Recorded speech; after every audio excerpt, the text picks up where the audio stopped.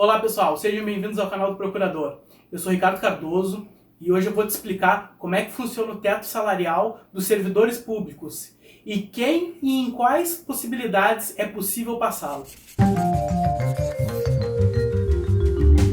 Então pessoal, eu resolvi trazer esse tema porque eu acho que esse tema ele é muito dificultoso para as pessoas de um modo geral entenderem. Inclusive os bacharéis em direito não entendem. Por quê? Porque existem algumas exceções que são realmente lícitas e algumas que eu entendo que não são tão legais assim, nem do ponto de vista moral, nem do ponto de vista da legalidade. Hoje, o teto salarial dos servidores públicos está em R$ 39.293. Este valor equivale ao salário de um ministro do Supremo Tribunal Federal. Diz a Constituição que ninguém pode ganhar mais do que um ministro do Supremo Tribunal Federal. Ou seja, todo o serviço público, e quando eu digo todo é todo, independe do se é município, se é estado, se é união, deve se submeter a este limite. Contudo, existem exceções, e algumas exceções que não são compreendidas pela mídia e que muitas vezes servem justamente para, digamos que de certa forma, denegrir a imagem do servidor que está recebendo. Então eu vou te explicar quais são os casos que é lícito ultrapassar esse limite de 39.293 e também vou te dar um exemplo de uma ultrapassagem que eu não entendo como lícita, nem moral. Um dos primeiros casos que o Supremo Tribunal Federal já julgou e diz respeito à ultrapassagem desse limite é que na Constituição, a Constituição permite que algumas pessoas acumulem cargos. Então pense num caso de um desembargador que ganha R$35 mil, passa num concurso de professor que ganha R$10 mil. Essa pessoa, por exemplo, ganharia somados os dois salários R$45 mil.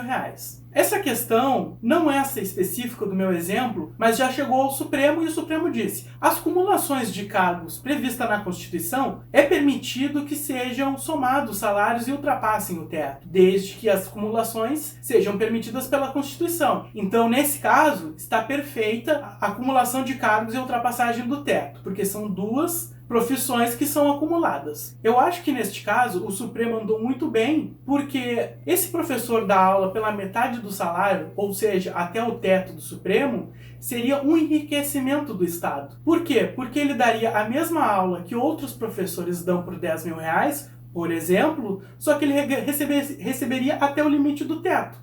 Então eu acho que nesse caso, perfeita e tranquila a acumulação de cargos e ultrapassagem do teto. Um outro caso que a pessoa pode passar do teto é as pessoas que já ganhavam mais que o teto antes da entrada em vigor do teto. Então, como é que é isso? A pessoa, digamos que ganhava R$32 mil e o teto foi criado e foi estipulado em 25. O que a jurisprudência fez? A jurisprudência disse o seguinte: agora tu vai receber 25, mas tu ganhava 32. Vamos criar uma vantagem pessoal nominalmente identificada, que é o que a gente chama de VPNI, com esse saldo que você tem entre os 25 e 32. Conforme for aumentando o teto, a tua vantagem vai diminuindo. E vai diminuindo, quando chegar a 32, o teto, a tua vantagem desaparece e por via de consequência tu paras de receber acima do teto. Esse é um caso das pessoas que têm direito adquirido antes de entrada do teto para que elas recebam o salário que elas têm por direito adquirido, e direito adquirido está previsto na Constituição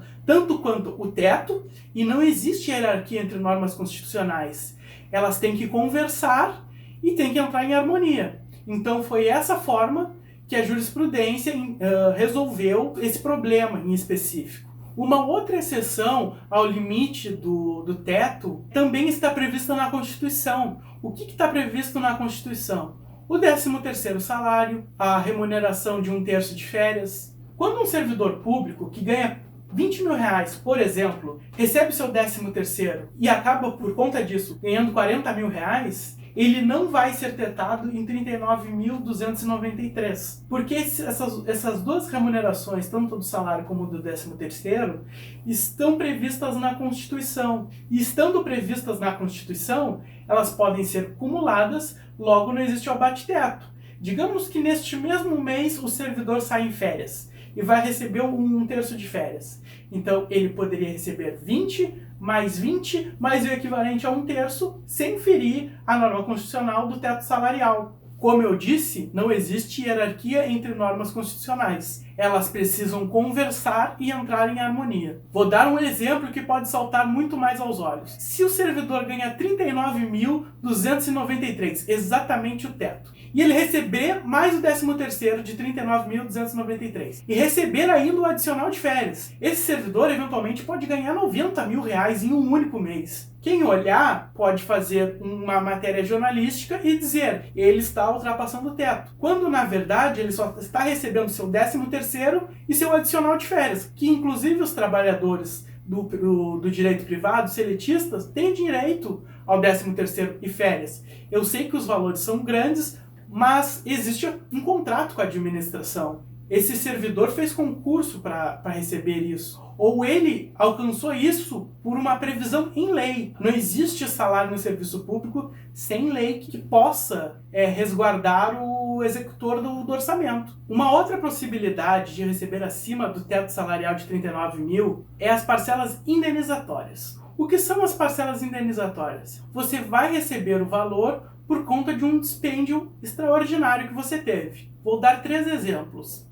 A administração pública pede que tu te mude de uma cidade que ela quer extinguir a lotação para uma outra cidade. Ela vai depositar na tua conta o dinheiro equivalente para você fazer a mudança. Ou então, a administração pública pede que você vá até a sede dela. Você mora no interior e ela pede para você ir na capital. Você vai pagar o seu ônibus? Vai pagar o táxi? Vai pagar o hotel? Não. O que a administração pública faz? Ela deposita na sua conta uma diária. Essa diária, ela não visa remunerar o seu salário. Ela é uma indenização pelos gastos extraordinários que você vai ter para exercer a sua função pública. Então, como isso não tem natureza salarial, ela não fica limitado ao teto do Supremo Tribunal Federal. O mesmo ocorre, por exemplo, em alguns cargos em que se paga auxílio moradia. Quais os requisitos para se pagar auxílio moradia?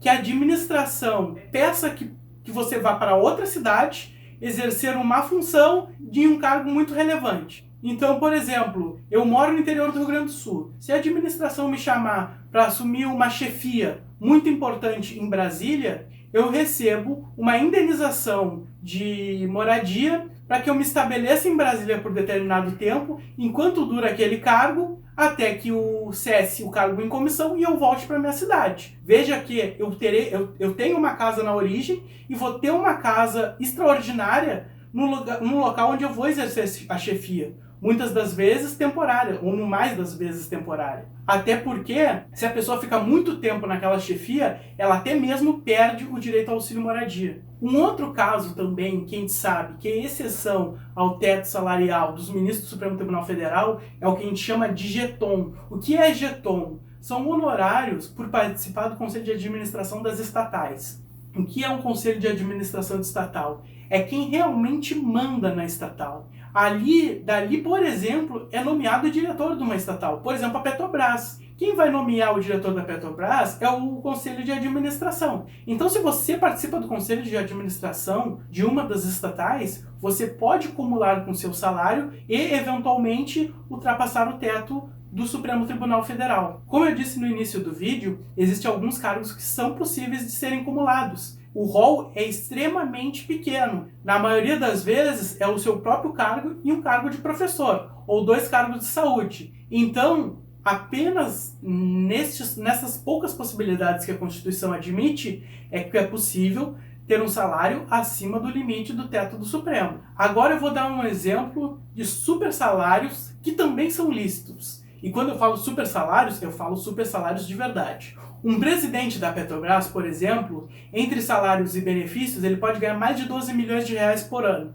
Você pode achar que isso não é verdade. Porém, existe um entendimento que as empresas estatais que não recebem dinheiro público, somente as que não recebem dinheiro público, são permitidas que tenham salários equivalentes à da iniciativa privada. Porque parem para pensar, o chefe da Chevron, o chefe da Esso, lá, o CEO de uma multinacional do petróleo da Noruega ou da China, essas pessoas não ganham 39 mil reais. Essas pessoas têm um domínio de uma das coisas que mais vale dinheiro no mundo. Então seria até muito perigoso para a nossa soberania, inclusive para a Petrobras, que uma dessas pessoas vá para a Petrobras, adquira todos os conhecimentos técnicos que tem lá, todos os atos sigilosos que tem dentro da Petrobras, e depois vá para a Chevron para ganhar R$1 milhão, por exemplo. O que não seria nada estranho. Inclusive, uma das empresas do Eike Batista, a OGX, levou uma série de servidores da Petrobras para trabalhar com ele.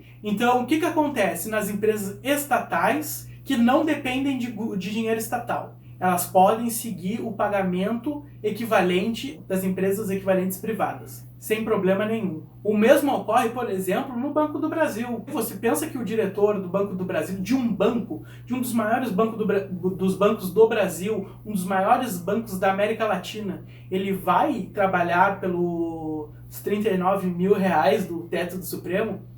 Nenhum banqueiro trabalha por esse valor, né? Um banqueiro precisa... Esse valor para um banqueiro é o imposto de renda deles. Então o mesmo ocorre, por exemplo, no Banco do Brasil. Porque senão, voltamos para aquela questão que a gente já discutiu. Ele vai sair do Banco do Brasil e normalmente vão trabalhar onde? No Banco Mundial, no Citibank, no Bank of America, enfim, é o salário correspondente ao da iniciativa privada. Vamos dar um exemplo agora do que a gente considera, no mínimo, imoral. Muitas vezes, alguns setores, eles se autoconcedem uma gratificação, mas ele não se concede uma gratificação do presente para o futuro. Ele se concede uma gratificação ou corrige uma gratificação no passado. E aí, ele se autoconcedendo uma gratificação no passado, ele se paga retroativo esses valores. Então, eu acho que me era devido uma gratificação de R$1.000 em 2013. E vou receber os atrasados de 7 anos. Isso eu considero, no mínimo, imoral. E acontece, e isso realmente, várias pessoas do meio, a gente fica chocado, né? No mínimo a gente fica chocado, mas acontece. Enfim, né? Esse é o Brasil, a gente tem essas contradições. Nos resta falar, mas, enfim. Mas era isso que eu queria abordar com vocês. O que é ilícito e o que é lícito. Existe uma série de vantagens que são lícitas. E tu não pode botar no mesmo bolo o lícito com o ilícito. Então a gente tem que ter a compreensão disso. Tendo a compreensão, a gente consegue atacar o problema. Porque se a gente atacar quem está recebendo o 13º, tu está fazendo um desfavor ao combate, por exemplo, das coisas que estão erradas, né? Então, esse vídeo tinha essa intenção de te esclarecer isso, porque é um tema muito polêmico. Eu espero que você tenha entendido. Se tu tem dificuldade de não entender ou quer fazer perguntas, deixa aí no comentário, que eu souber eu vou responder. Eu peço que você deixe o gostei no vídeo. Caso você tenha gostado do conteúdo, eu peço que se inscreva para aprender mais sobre direito, salário de servidores públicos, concursos públicos e carreiras jurídicas. Fique conosco, até breve.